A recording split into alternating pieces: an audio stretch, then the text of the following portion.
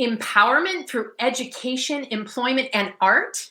Meet one of the women making it happen today on Women Leading in Cannabis. Tell me, boy, you make me so bored. You need to walk the other way. I tell you once more. Please get out of my way. I don't want you no more. We're done here, boy. I know you think you're so fine, but you can't see clear. I've been walking to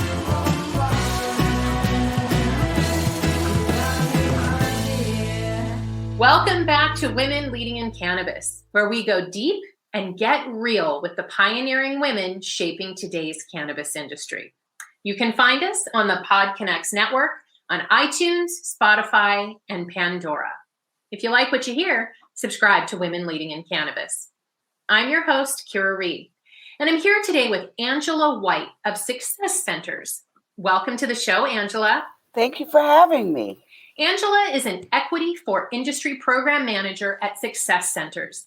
Angela's focus is developing sustainable career and entrepreneurial paths previously less accessible to communities impacted by inequality and the war on drugs.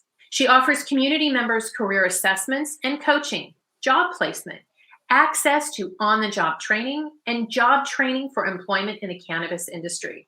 She also assists verified equity applicants in obtaining the critical business experience, educational resources, and tool sets required to develop sustainable business models and achieve entrepreneurial success. Angela's development and implementation of the Budding Industry Job Shop and Equity for Industry Workshop has forged the gold standard of equitable cannabis workforce and business development events. A graduate of Oaksterdam University, Angela helped launch one of the first MMJ collectives in East Palo Alto and a dispensary in San Jose.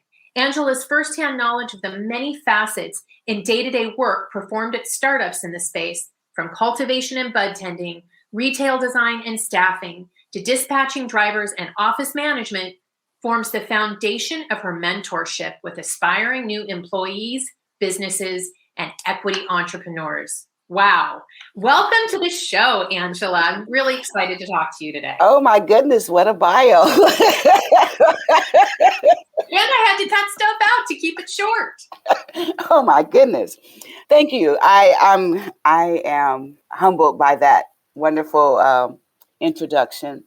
And thank you for having me, like I said before. Well, we like to start with your story. So why don't you tell us how you found yourself in the cannabis industry, particularly focused on community and equity? Well, I have, like you said, I started out helping to launch the first cannabis dispensary in East Palo Alto during the medicinal era, and did that for a while. And when I moved to San Francisco here at Success Centers, I had been speaking with Liz on the phone for about a year, and she wanted to launch a program for jobs in the industry. And she wasn't familiar with how the cannabis industry worked. And so I came in and started looking at what programs we had existing here. And they did something called an employer spotlight for the other industries, right? It's a little bit different. I kept explaining to her, and I'd like to try something new. Instead of having one employer, I'd like to bring in several of the employers, because cannabis businesses weren't hiring on that kind of a level. You know, it would be, a couple here, a couple there. Sometimes you get, maybe 20 people they were looking for. And so I thought, to bring the employers in and have them sort of do like a TED Talk so that the job seekers could understand what it was like to work in a dispensary. This was new. This was, 2018, and just, wanting to make sure that people had a good understanding of what it took. And the events just blew up. People were, coming in droves. We were doing it in-house at that time. And the lines would be out the door for folks to come in and be able to talk directly with dispensary owners, HR managers, and things of that nature. So, yeah, that's how we started out. And what was your background before you became a part of Success Center? Well, like I said, I had done, dispensary work in San Jose and East Palo Alto, but I'm a painter by trade. Yeah, I paint houses. And so I always look at things as, let's fix this and make it better. That's what painters do. And that's what I've been able to do with this program. So what is the mission and purpose of Success Centers? I know that you aren't 100% focused only on cannabis. So tell us about, the breadth of Success Centers, and then how can women who are interested participate? Well, Success Centers has been around for over 40 years. It started out working with those in juvenile detention. It was formulated by some superior court judges, and they were just trying to find ways to make these transitional youth viable citizens in the market. And so they started out doing things like hospitality and, just working in restaurants and things of that nature, right? And so Liz held a youth group, and they decided that they wanted to, have more jobs that were, more interesting. And one of the kids said that they wanted to do something in cannabis, and everyone started laughing. And she was like, "Well, why are you laughing?" He said, "Oh, he just wants to get high, And so from that, she's like, "No, this is really something cool." So Liz, at the time, wrote a grant, a proposal for a grant with the city, and they scored the highest numbers with that grant for new budgeting business, but they didn't get funded. They didn't fund anyone, actually, because they were too afraid to venture off into cannabis at the time.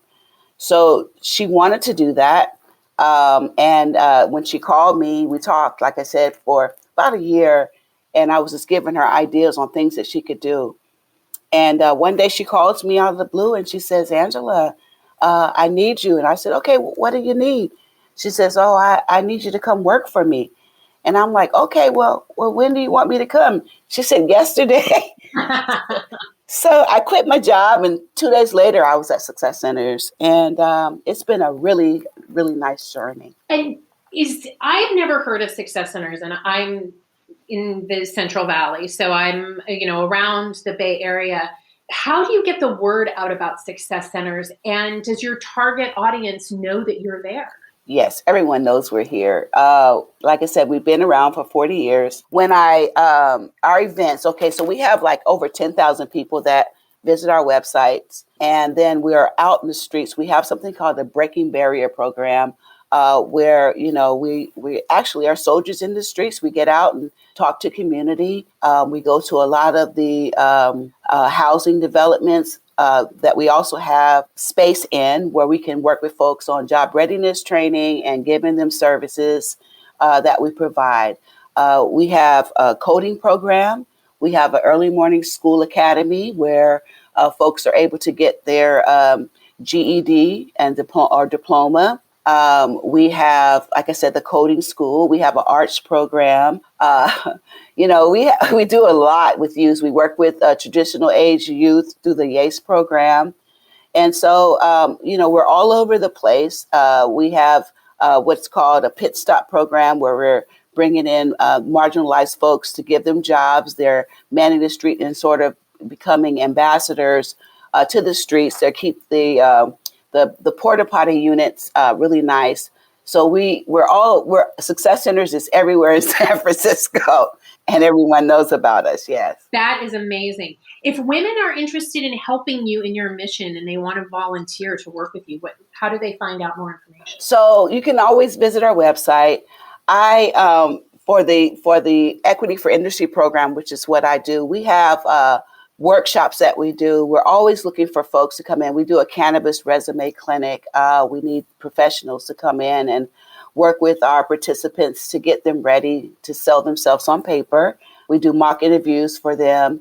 So I'm always looking for volunteers to come in and do the resume clinics.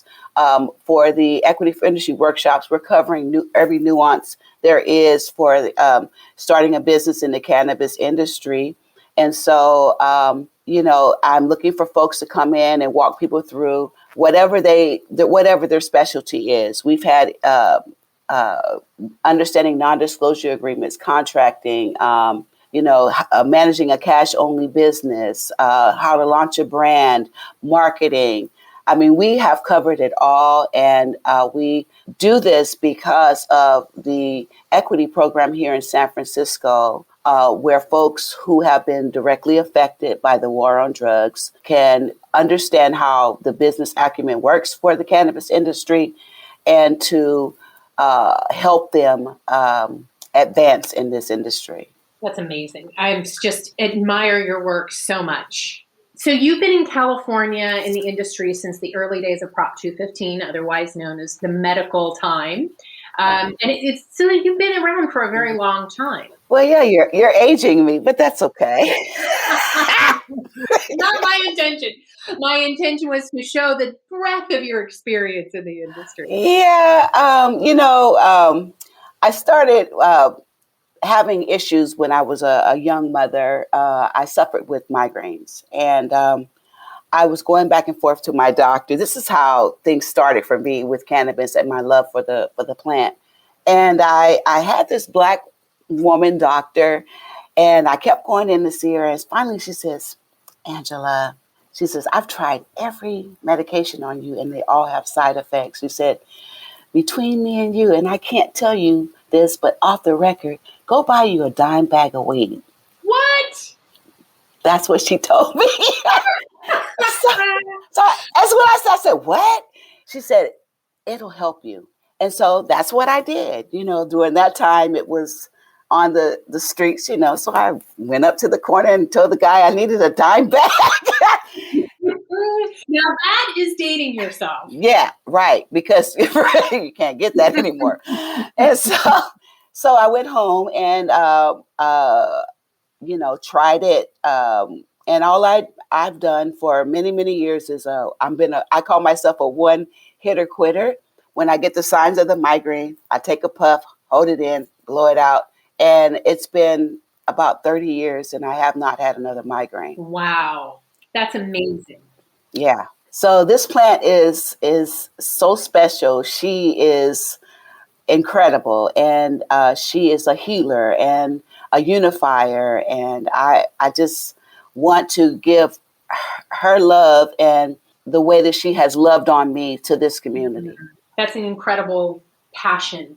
And I love that because I hear that from a lot of women. They all have different stories, but ultimately the mother has touched them in such a deep way that they want to commit their lives to making sure that others have access. It's one of my favorite things about the cannabis industry and the people that work in it. But I've got a question for you. In working in this industry that you have so much passion for, what challenges have you faced as a woman, and particularly a woman of color, in your career in cannabis? Well, for me personally, I could remember when I first came on here, and I had went to an event because I wanted to get a feel for what the other CBOs were doing for their job seekers and whatnot. And there were people who were over it. They've changed everything now. But anyway, so I went in and I went to ask questions to some of there were two women that were talking about their company. And one of the guys like, hey, wait, this is not the time. I'm like, oh, I was like, I can't ask questions. And just kind of feeling like I needed to maybe kind of like reinvent myself so that I could let people know that, I do know something about this business. And then the way that they were asking questions of job seekers, like the San Francisco has a 35% hiring rate, right? And so they were asking people about their criminal background in these meetings. They were asking them, has anyone ever been evicted? They were asking all these questions. I'm like, well, wait a minute. We can't do this to our people. First of all, it's federally illegal, but what they were trying to do was find candidates that fit the criteria as an equity applicant. And I said, you don't ask those questions for people trying to get jobs. So I was kind of a thorn in people's side for a while. So yeah, that was kind of the experience. But all in all, I think that because I'm a neutral entity, I am working with employers, I am working with job seekers, I'm working with the equity applicants, and I'm just trying to make sure that there's fairness. So I think I'm well received everywhere I go. That's great. I was just talking with someone on my team about you and letting them know I was going to do this interview. And she said, Angie's the best. You're so lucky you get to talk to her. I think you are well received in the industry. So let's talk about your budding industry job shop and equity for industry. What is it? When is it? And how do women get involved? Okay, so our equity for industry workshops, we do those bi-monthly.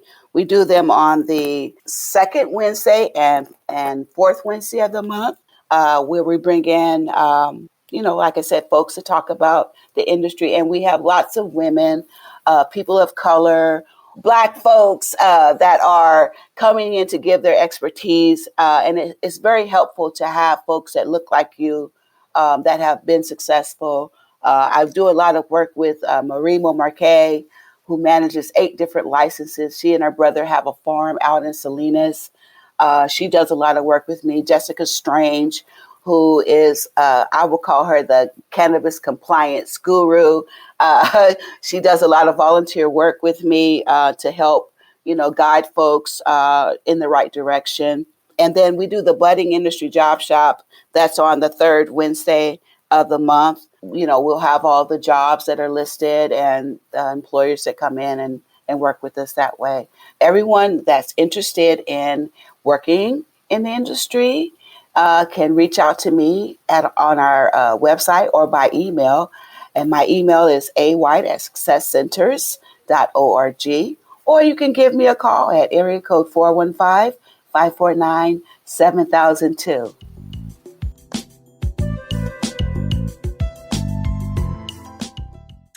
Okay, so you're spending a lot of time and energy working in the social equity space.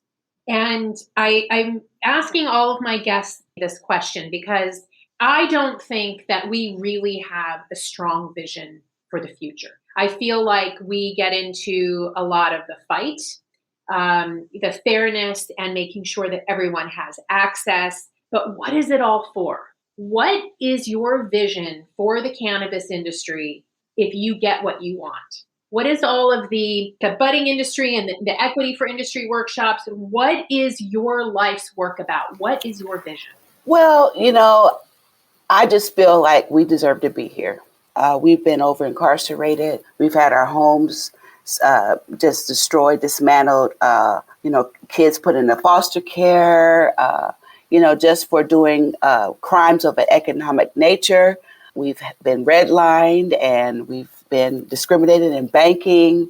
And so I just envision and I hope that, first of all, folks that are coming in from corporate companies, big companies that don't really understand our conditions, I want them to be mindful that the reason why they're able to come in and make this money was off of the backs of my community. And, there's a little bit of resentment. I kind of feel sometimes that they don't want to open those doors, and the doors need to be opened. This is why the equity programs exist, and they should remain. What I envision, if things were going to go my way, I walk in the store, and first of all, you'd see Black owners. I mean, I think we're like 1% of ownership in this industry, which is ridiculous. And the reason why is the wealth disparity that has been caused by the war on drugs. And so the equity program was designed to create generational wealth for folks in our community. And this subject is just like, it's so hard to pinpoint in just, a sitting session. I mean, there's so much that needs to be righted. But what I would like to see is ownership. First and foremost, folks being able to go to work in this industry with livable wages, folks that are able to pass down wealth generationally, because we know wealth passes down, not up. And so this is why I do the work that I do. And believe me, I'm jumping hurdles and trying to create avenues and working with people that are like-minded, because I think, not everyone understands what the plight is of this community, but those that do, those are the people in my circle. I love it. I am 100% behind that vision. Thank you for sharing that. Okay, you have partnerships with Oaksterdam and the Hood Incubator. And one of the things that I love the most about this industry is the collaboration between companies. I myself also have a collaboration with Oaksterdam and several other companies in the industry. So tell us about your collaborations. What works? What's been challenging? And what advice do you have for others about working together? Well, I love Oaksterdam, and I love Dale Sky Jones, who is the chancellor over there. When I first went to see Dale, I was at an event. It was called Stories from the Underground. And I got invited by one of her, then this is when the facility was open. You could go in person. Now everything's virtual. And so I go to this event, and Libby Schaff is there telling stories about when she was a young, she was working for one of the politicians. And I think Jeff Jones was going against them, trying to get some legalization. He got into some trouble. And so as she's doing the research for the person that was going against Jeff, she started realizing how great the plant was. And so she started telling the story about how she was telling Jeff how to help him defend himself. And I'm like, wow, this is amazing. And so after the event was over, I had gone with a colleague of mine here at Success Centers, and I wanted to talk to Dale, because when I was a young woman, I always wanted to go to Oaksterdam, but we couldn't afford it, And so I said, well, this is a place where people are coming from all around the world to go and learn about, Ed Rosenthal's theory on growing cannabis and the business of cannabis. And so I waited. She was like, go, go, go. And I was like, no, it's not time yet. And so I do everything on feeling, heart, timing, and it usually works, And so I saw her standing talking to a woman, and I didn't know who she was at the moment. And so I walked up to them, and I first introduced myself to Jeff, and told him what it was that I was doing for the community. And he goes, you need to meet my wife. And so he was like, honey, this is Angela from Success Centers. And so I started telling Dale, and there was a female there with her, what I was doing and how, I needed to help the equity applicants understand what they needed for business. And we were people that, didn't have the money for scholarships, and I was hoping that we could work together. And she looked at Nicole Howell, who she was standing there talking to, who's a cannabis attorney. And they looked at each other, and they looked back at me, and they looked at each other, and they both said at the same time, you're the person we've been looking for. So from that meeting, Dale, we gave out over 240 scholarships to the equity community. And that's a beautiful thing. And so I absolutely love Dale and Oaksterdam for doing that for our community. Yeah, the Oaksterdam is led by Dale, is really so generous, and their intention is to really elevate women and people of color into higher positions in the industry. And they are one of the organizations who is really kind of putting their money where their mouth is, so to speak. So we're very, very grateful for Oaksterdam. Do you have collaborations similarly with other organizations that you want to talk about? Yes. I would say Kaliva, or the parent company, they have been working with us to help with, we just launched it's called Equity Pathways Industry Internship Program, where we are giving folks a $500 stipend to go through 40 hours of learning with us. And we are partnering with Kaliva / the parent company, and they are coming in to do the history in cannabis, or history in cannabis policy. They're also providing the dispensary 101 training, where folks are learning everything in front of house and back of house. And then we're also partnering in that venture with Meadow, who has a POS system. And so they come out and they're learning that. They're also being taught the cannabis uses and cannabis products by one of our Oxfam alumni who started out in the industry as a bud tender and worked his way up to being a buyer. And so what this is doing is trying to raise actually Black employment in the industry because we're still being left behind. And once they finish with our 40 hours of training, they go into dispensary internships where they earn $18 an hour, to get paid while they learn. And so, yes, I've had some really great partnerships with folks in the industry. Aiken Associates, Kevin Holler, who is a cannabis compliance guru on taxes and coming in and doing the 280E taxes so people can understand what that is. I mean, I've touched and been surrounded by such wonderful people in this industry that really care about this community. And lots of partners. I couldn't do it without them. So because you focus on hiring, I'm curious, as a business owner, do you have 3 pieces of advice for me on how I can make sure that my hiring practices are more diverse and that I am making sure that I am including people of color in the applicants that I am looking at? Is there a process that I can go through my company and evaluate how good of a job am I doing at actually being a diverse hiring manager? Well, if you sit down at your company table to do something and you look around the room and everyone sitting in there is a white male, that's problematic. And so that's the first problem. And then, first of all, you need to have a diverse group of hiring HR people that will look at a name if a resume comes through like a Bernadette Janae or a Utopia Hammond. Those are not traditionally white names, or a Kimera Wilson.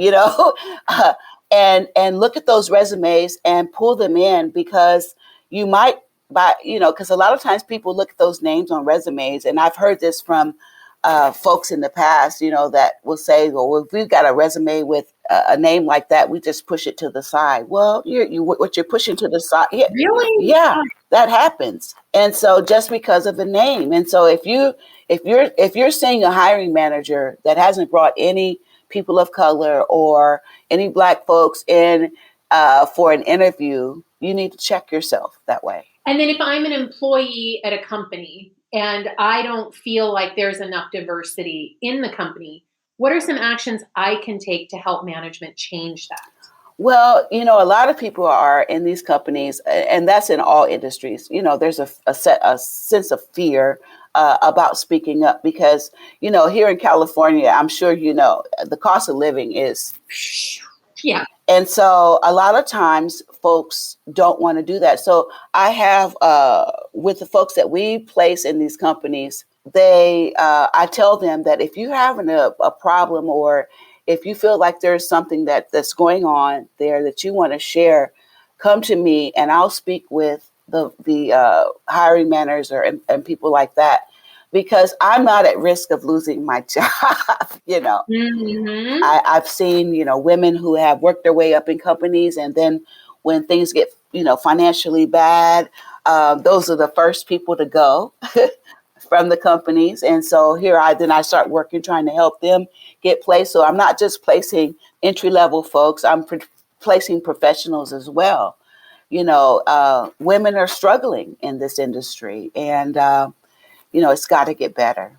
Actually, you're dealing with the female plant, so don't mess with Mother Nature. Good advice. You are my first interview of the new year in 2022. What is it that you are most excited about in the cannabis industry this year? What am I most excited about? Well, it's really kind of hard to say because the climate has been so topsy-turvy. The bottom has kind of fallen out. You got farmers walking off, leaving their crops.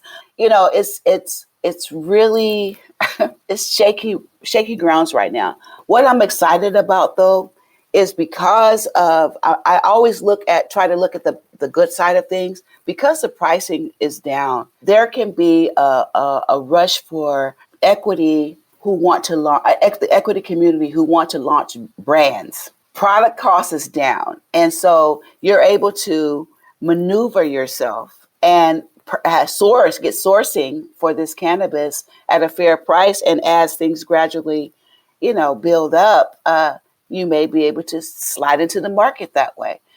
We need shelf space. I'm hoping that, or looking forward to having more Black-owned, minority-owned brands on the shelves in stores. So that's what I'm looking forward to: shelves, ownership, and those kind of things. Angela, I just love what you said. It gave me chills because of the lower cost of cannabis right now, which has been seen as a really detrimental thing to a lot of people in the industry. You have found a way to look at it as an opportunity, and I love that. It is an opportunity. So ladies out there, if you are thinking about starting a cannabis business, this may be a very good time for you to get involved. Thank you for that nugget, Angela. You're welcome. All right, last question for you. What are you most excited about legalization, and what are you most concerned about? Well, I know that as these as legalization moves across the country, I would like to be excited about folks having equity programs first before they start opening up the markets for these multi-state operators. Keep it simple with mom and pops, giving these the community members, people from the equity community, a fresh start, meaning the licenses will go to them first.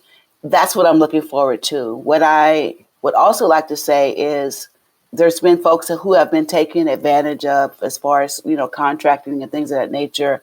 And so what I'd like to see more of are folks that have put together, like the working group, who have come up with a how-to basically book on starting a business in cannabis. And it's really for jurisdictions to look at programs and things that have gone wrong in equity programs in other areas. And so that when they start doing their business or start opening up cannabis, that they will look at what they've found and try not to make the same mistakes, if that makes any sense. Mm-hmm. So I'm curious, I was reading the other day that cannabis legalization is getting hung up in the Senate because of the Democrats' insistence on social equity. They need to keep us fighting for social equity. And you think it's important enough that we continue that fight instead of just giving in and so we can get legalization? I do. I really do. Because once they open the gate, you can see it happening everywhere. Those folks are not going to look back and going to want to reach down and help people rise up. So social equity must be there. It must be there. I agree with you. Well, thank you so much, Angela. It's really been a pleasure talking with you today. And thank you for sharing your journey with us. Thank you, Kyra. I would love to have you come back again and share what you're doing. Oh, I would love to do that. I would absolutely would. Thank you so much for having me. This has been a lot of fun. Ladies, thank you for tuning in. If you haven't yet joined the Women Employed in Cannabis community, go to weicwomen.com. There you'll find all the details on membership for women working in cannabis. WEIC is a community that provides resources, connections, events, and content to women working in cannabis in the US, Canada, and around the world where there's an interest in cannabis legalization. We welcome women who are currently working in cannabis or curious about taking a leap in the industry. Consider becoming a WEIC member or WEIC business member for benefits and access across the network. And join us again for another conversation with women leading in cannabis.